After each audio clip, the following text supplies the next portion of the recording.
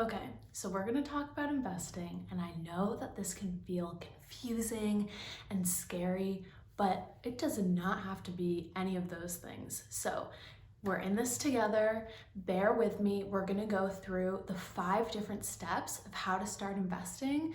So stay till the end because the last 2 steps are the easiest, so you're not gonna wanna miss those ones. I'm Annabel Springer, and I'm the founder and CEO of NRICH. I'm so happy to be here with you to talk about how to start investing. The whole point of this video is to make investing easier. So please, if you have questions that come up along the way, comment them down below, because I really believe that one of the most important things when it comes to learning about your personal finances is asking your questions as they come up. Okay, let's get started. So step 1 was just to be curious about investing and to wonder, how do I get started? So clearly if you're here, you already did that. So kudos to you. So let's get on to step 2. Step 2 is learning about investing, which is clearly why you're here.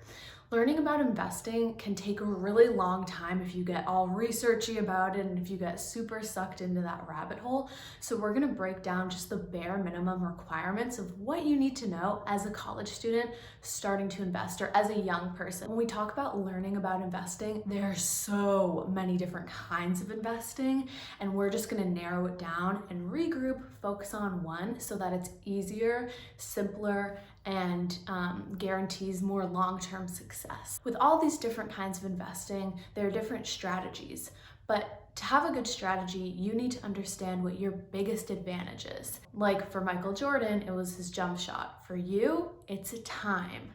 Your biggest advantage when it comes to investing is time in the market, because as a young person, you have a lot of time ahead of you, thankfully. Time in the market means more compounding interest, so it's a really good advantage to have. So to play to your greatest advantage, which is time, we're gonna focus on investing in index funds.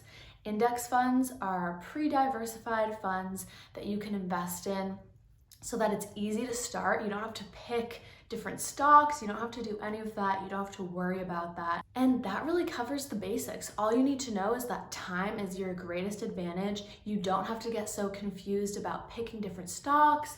Really, what you can focus on is investing in index funds. And to spill the tea a little bit, you could just invest in index funds for your whole life and be completely fine and have a great money situation. So this is a really low maintenance, really easy strategy that can last you literally your whole life. A lot of times when people hear long-term strategy or investing for the long term, they wonder, oh, okay, so does this mean it's a retirement fund? The answer is no. This is not the same as your retirement fund. That's separate. But this long-term investment account is for bigger life expenses like buying a house, buying a car, really whatever those expenses look like for you. That's what this is for, so that you can be prepared for those moments rather than being in a scramble. And it's also just helpful because having a savings account is great for like if you have an emergency in the short term, but having an investment account is more like, okay, well, I don't know when I'm gonna need this money, so let me let it grow on its own so that when I do need it, it's gonna be already compounded on itself. So that brings us to step number 3. And you got to move on from step number 2 at some point, so don't get too bogged down with all the nitty gritty about investing, because if you understand that investing in index funds is a good strategy for you and why that is, which is because of time and how compound interest works, you're in a great position to move on to step number 3. Step number 3 is choosing an investment account.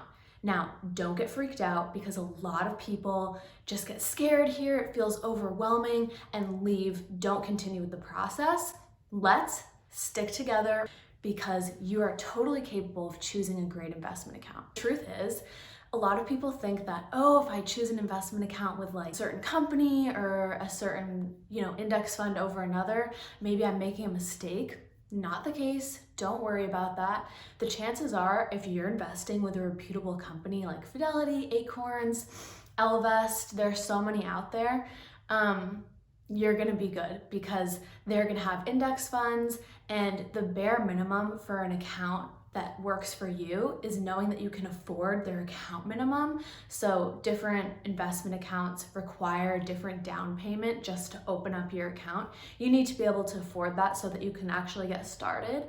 And then the other thing is being able to invest in index funds. So you don't want just like a stock trading platform, because that would mean that you have to pick all the companies on your own, which is exactly what we're trying to avoid here. When it comes to choosing your investment account, I understand that it can feel really overwhelming and scary. That's actually why we made the NRICH survey, which is made for college students. It takes literally like 5 minutes. It's totally free.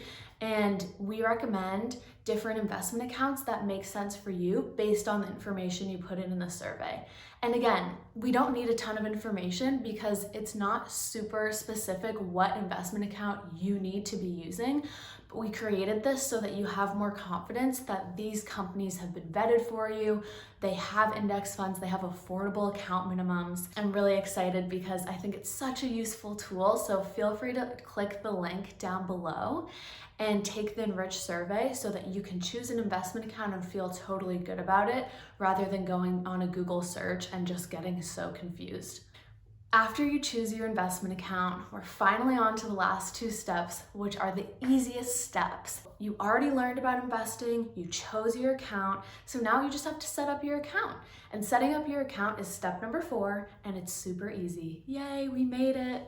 It's easy because all you need is like your personal information, you need your social security card. That is the one thing that I would be apt to forget, but you need your social security card, your address, your name, phone number, those kind of personal details just to get your account set up so that you can put money into it and start investing. One other thing that I almost forgot is within step number 4, when you set up your investment account, a lot of investment accounts have the option to link to a checking account, which you kind of need so that you can put money into it. But the catch is you can link it to your investment account and automate a monthly transfer so that from your checking account, you're investing like $5 or $20 every month, kind of like how you take out money for Spotify or a subscription. And that's great because that's money that's going to you. So you get to invest that money and then see it grow. And now we're on to step number 5, which is add money when you can, leave it and forget about it. You can just let it grow, let it do its thing. You don't have to manage it. You don't have to worry about it. It takes time for your money to grow. That's just how the stock market works and how compound interest works. And if you see fluctuations in your account balance, that's totally normal. So don't feel concerned if it goes down a little bit. If you feel like you're losing money, that's just all par for the course. You will earn money over the long term. It's kind of just like the short-term dips, but historically, it's always been an upward trend in the stock market. Every economic downturn has historically ended in an economic upturn. So you made it. You made it to the end of this video. You now know how to start investing. So go check out the NRICH survey. Get started, choose your account, because the sooner you start, the sooner your money can grow. All right, thank you so much for watching. I'm Annabelle, and this has been How to Start Investing with NRICH. Bye, everyone.